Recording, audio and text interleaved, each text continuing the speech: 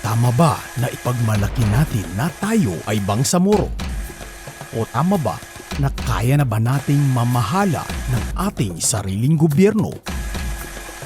Paulit-ulit na mga katanungan na ating sinasambit.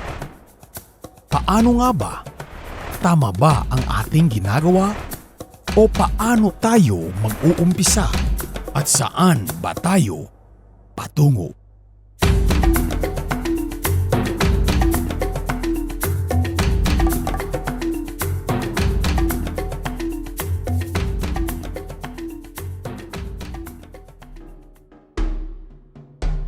Tatlong-daang taon mahigit ang pananakop ng mga banyaga sa buong kapuluan. Sila ang mga Kastila. Nagturo ng iba't ibang bagay sa atin, mapasama o mapabuti na mga gawain, mga bisyo o kalayawan, pananalita o lingwahe, relihiyon at pananakop na may kasamang pang-aabuso. Samantala, ang ibang pulo sa bansa ay ayon sa kasaysayan ay may sarili ng sistema ng gobyerno at relihiyon na di kinilala ng mga mananakop. Nagwakas ang kanilang pagsasamantala sa mga Pilipino, ngunit nasundan naman ng iba pang mga mananakop, ang mga Amerikano. Sumunod ang mga Hapon, kasama ang ating mga bayani na nakipaglaban sa kasarinlan at tagumpay na kalayaan. Halos bugbog na ang ating bansa sa mga dayuhang mananakop, pero tayo pa rin ay patuloy na lumalaban at tumaharap sa hamon ng buhay. Nagpalit-palit na mga presidente sa Pilipinas. Natamasa ang panandaliang kapayapaan at mga piling lugar o rehiyon na masasabi nating nakakaraos.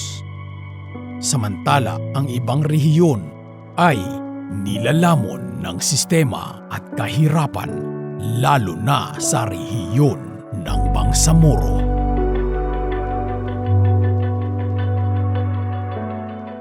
Sumiklab ang kaguluhan sa Mindanao. Ito'y kasabay ng iba't ibang isyu sa buong bansa. Kaguluhan na nagpalala sa sitwasyon ng Bangsamoro. Mga bagay na hindi hawak ng bawat isa ang kanilang kaligtasan. Wala kang makikita sa lansangan o nayon kundi sundalo. Paikot-ikot at tinitiyak na walang mga rebelding manggugulo sa syudad o nayon. Mga sibilyan na animoy malaya kunwari, pero may takot at pangamba.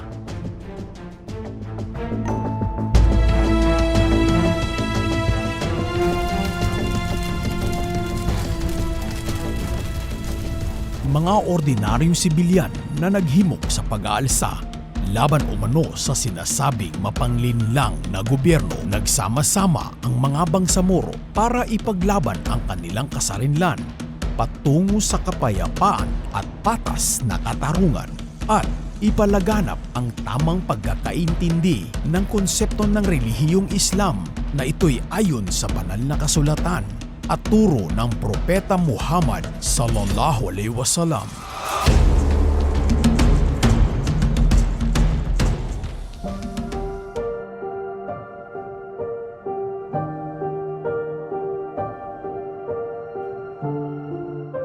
Mga patayan, mga pagsasamantala, mga katarungang hindi na mahanap kung saan-saan.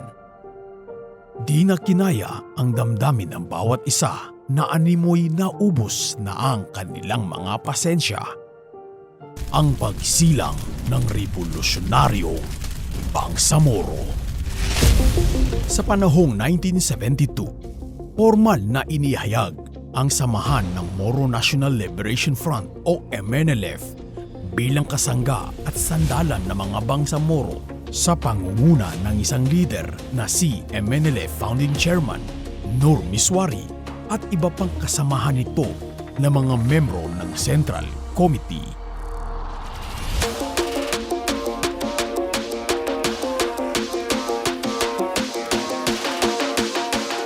Ang pakikibaka na ito ay naging inspirasyon ng bawat leader sa rehiyon ng Bangsamoro patungo sa kapayapaan at patas na pakikitungo ng gobyerno sa mga Bangsamoro.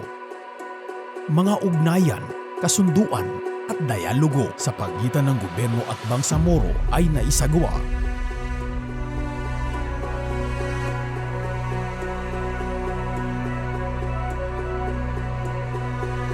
Lalo pang lumawak ang mga samahan.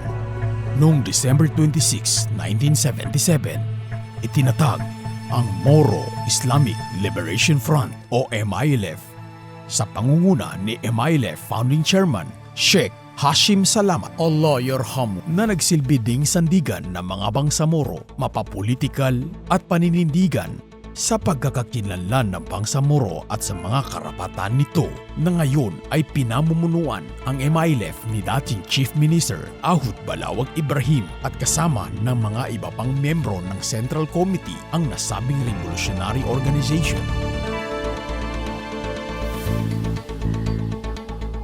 Kasama ang mga iba pang political leaders, women sectors, youth at religious sectors, private sectors, mga datu, sultanate at iba pa na nagtulong-tulong lumaban at sumulong ng kapayapaan at karapatan sa pagkakakilanlan ng Bangsamoro sa harap ng gobyerno sa bansa. Nagdaan ang iba't ibang presidente at ang Bangsamoro ay iisa ang kanilang mungkahi na magkaroon ng pamamahala at karapatan sa kanilang sariling bayan. Sa matagal na panahon ay nakamit ng Bangsamoro ang ilang taon na paghihintay at sakripisyo. Dumating ang araw na pinakahihintay sa rehimen ni Presidente Rodrigo Duterte. Pinirmahan at ganap na itong batas noong July 26, 2018, ang RA 11054, ang Bangsamoro Organic Law o BOL.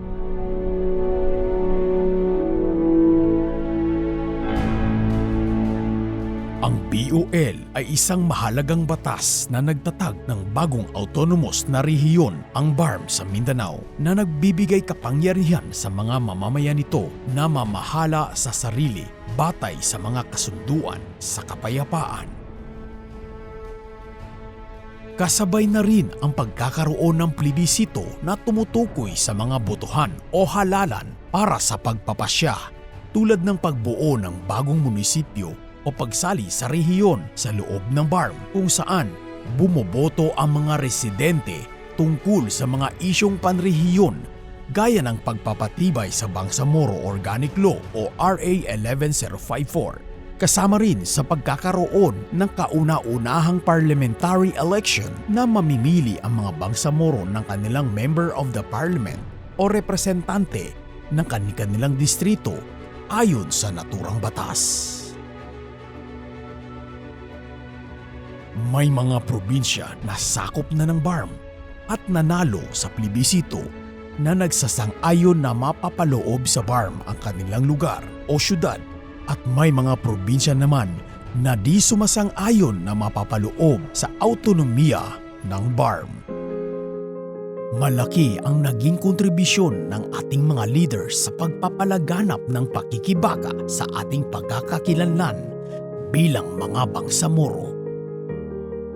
Itinaguyod, lumaban, nasaktan, umiyak at namatay para ipaglaban ang karapatan at kasarinlan ng mga Bangsamoro. Ipinakita dito na walang imposible na maghangad ng kapayapaan sa Bangsamoro na bukas sa puso at sama-samang pagkakaisa patungo sa kaunlaran at pangmatagalang kapayapaan sa rehiyon. At ang mga programa at serbisyo ay mailapit sa mga Bangsamoro na ang kalakip nito ay pag-asa, aruga at serbisyo sa matagal na panahong uhaw ang Bangsamoro sa kalinga at simpatya ng gobyerno. Ika nga, no Bangsamoro, left behind. Pagpalain ka sa Tayo sa pagbabago, itong daan patungo sa progresibo.